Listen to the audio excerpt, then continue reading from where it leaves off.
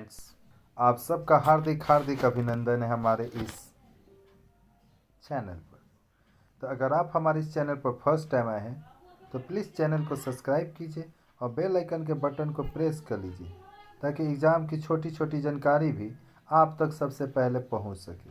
तो आज हम लोग थर्ड समेटिव एवोल्यूशन जो कि ये फाइनल एग्ज़ाम का आपका ये पेपर है जो क्लास 5 का है मैथमेटिक्स, जिसका फुल मार्क्स 50 होता है और समय 1.5 घंटा का। तो आप देख सकते हैं इन प्रश्नों को, और ये प्रश्न आपके एग्ज़ाम के लिए बहुत ही महत्वपूर्ण, वेरी वेरी इंपॉर्टेंट है। और आप इस प्रश्न को हल कर अपने आने वाले एग्ज़ाम की तैयारी एक तरह से कहा जाए तो अच्छी तरह से कर सकते हैं।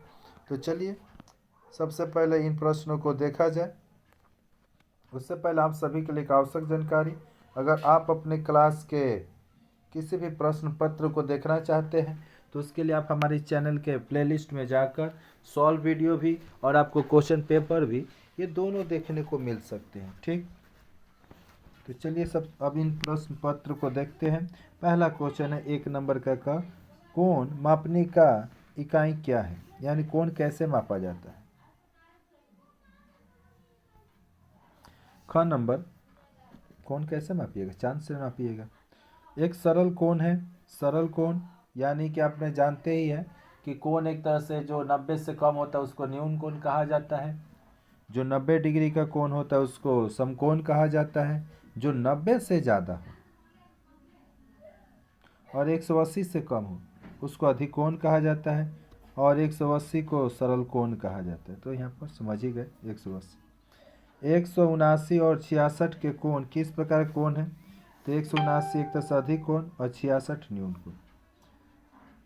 घ नंबर, न्यून कोण की परिभाषा चित्र और उदाहरण से ही देना है, आप लोग बना लीजिएगा, 90 से बस कम बनाना है। 2 का क देखिएगा, एक छात्र द्वारा वार्षिक परीक्षा में कई विषयों में प्राप्त अंकों की तालिका की सहायता से 10 अंकों का एक इकाई मानकर एक लेखचित्र तैयार करना है। ठीक, अगर आपको कहीं भी दिक्कत हो तो आप हमारे चैनल के इस वीडियो के नीचे कमेंट कर सकते हैं और हम उसको यथासंभव कोशिश करेंगे आपके प्रश्नों का उत्तर जितना जल्द से जल्द हो दे सके। ठीक, आपके हित में हम हमेशा तत्पर हैं। एक पुस्तक में शीर्ष बिंदुओं की संख्या कितनी होती है, एक फुटबॉल में तलों की संख्या कितनी होती है। 3 नंबर, एक बक्से के में तलों और शीर्ष बिंदुओं की संख्या ज्ञात करना है। चतुष्फलक पिरामिड के आधार पर आकृति कैसी होती है। कॉपी के एक पन्ने में भुजाओं की संख्या कितनी होती है। वाह। 4 नंबर, एक अर्धगोलक में तलों की संख्या कितनी होगी।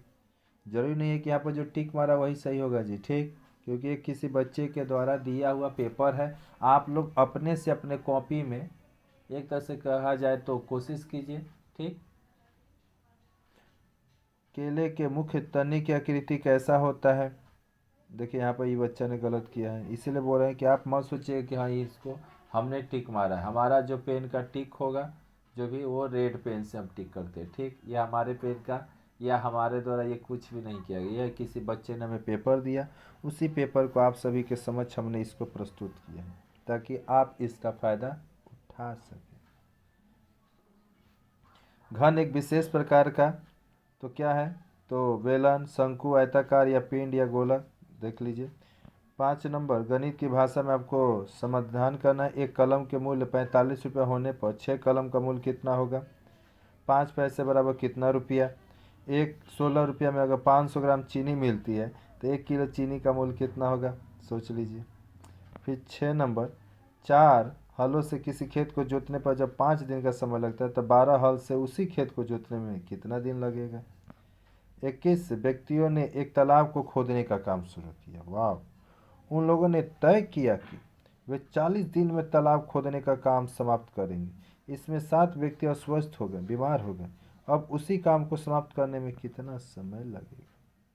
रिक्त स्थानों की आपूर्ति करने, काम करने वाले लोगों के साथ समय का संबंध होता है, हमेशा विलोम में चला जाता है। यहाँ पर भी देख सकते हैं, छात्र संख्या घटने पर मौजूद भोजन के चलने के दिनों की संख्या बढ़ जाएगी। जब छात्र घटेंगे तो भोजन जो चलने के दिनों बढ़ जाएगी। फिर उसके बाद आप देखिए इसको अपनी भाषा में लिखकर हल करना है। फिर यहाँ पर भी आपका ये प्रश्न है, धीरे धीरे आप लोग इसको कॉपी में उतार कर इसको सॉल्व करने की कोशिश कीजिए। फिर यहाँ 14, 27 का एक उभयनिष्ठ अपवर्तक निकालना है, जो कि फिर 8 का 8 और 6 का मौसम निकालना है। फिर सरल करो है 3/8 प्लस 9/16 माइनस 1/3। गढ़ नंबर 1 मकान का अगर 6/7 भाग रंग करने पर कितना भाग बच गया, 1 से घटा दीजिएगा 6/7 पता चल जाएगा। 1/7 बच गया। 6 सेंटीमीटर, 11 सेंटीमीटर, 4 सेंटीमीटर लंबी भुजाओं से त्रिभुज बनाना है, संभव है या नहीं? नहीं संभव है, क्योंकि जो त्रिभुज के 3 भुजाओं में नीचे का जो 2 भुजाओं का जो सबसे छोटा होता है उसको जोड़ने से अगर वो तीसरी भुजा से बड़ी हो जाती है तभी बना पाइएगा। तो 6 और 4 कितना हुआ, छोटा दोनों है, 11 से तो 10, 11 से कम है ना, नहीं बन पाएगा, कभी नहीं बनेगा। समबाहु त्रिभुज के कोनों के नाम, समबाहु त्रिभुज के कोनों के मान लिखो। समबाहु यानी त्रिभुज के तीनों कोनों का मान 180 होता है, समबाहु यानी 3 भुजा यानी 60 का पड़ेगा। ठीक। समकोण त्रिभुज किसे कहते हैं, चित्र बनाकर दिखाना। तो जिस त्रिभुज के कोण का मान 90 डिग्री हो उसे हम लोग समकोण त्रिभुज कहेंगे। फिर यहाँ पर देख सकते हैं 10 नंबर में भी बहुत सारे प्रश्न हैं। समकोण त्रिभुज में समकोण के अलावा अन्य 2 कोणों का योगफल कितना होगा, 45 45। जब 180 होता है अकेले तुम खुद ही ले लोगे 90, तो दूसरे को क्या मिलेगा, 90 में 2 जन यानी 45 45। समकोण त्रिभुज का एक कोण जब 30 का हो तो अन्य 2 कोणों का मान क्या होगा। समकोण त्रिभुज का एक कोण जब 30 का हो, सोच लीजिए, जब एगो 30 का होगा तो एगो 90, तो 120 तेईस है यानी 60 का एगो और होगा, एगो 90 एगो 60।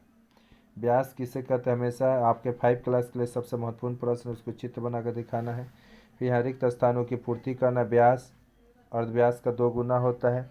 फिर 11 का एक वृत्त की रचना करना जिसका अर्धव्यास 4 सेंटीमीटर हो। ठीक। और दोपहर 12 बजे घड़ी के कांटे की सुई, मिनट की सुई कहाँ रहती है, दोनों 12 ही पर रहेगा जी, 12 बजे के समय में। समकेंद्रीय वृत्त किसे कहते हैं, 5 में चिन्हों को इस तरह लगाओ कि जिससे उत्तर 1 हो। चापकण किसे कहते हैं, एक वृत्त खींचकर चापकण और चाप को दिखाओ। और यहाँ ख नंबर में आप देख सकते हैं कि भाजक 2 होने पर भाग शेष क्या क्या हो सकता है। 3 में चिन्हों को इस तरह लगाओ कि वो जिससे उत्तर 3 हो।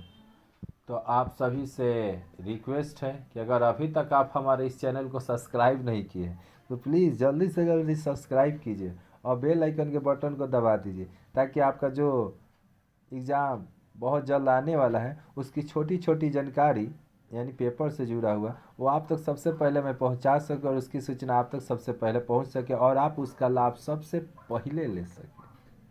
ठीक। और ये वीडियो अगर अच्छा लगा तो अपने दोस्तों में भी शेयर कर दीजिए ताकि वो भी इसका लाभ उठा सके। ठीक। फिर मिलते हैं किसी नए वीडियो में एक नए टॉपिक के साथ, तब तक के लिए जय हिंद, जय भारत, वंदे मातरम।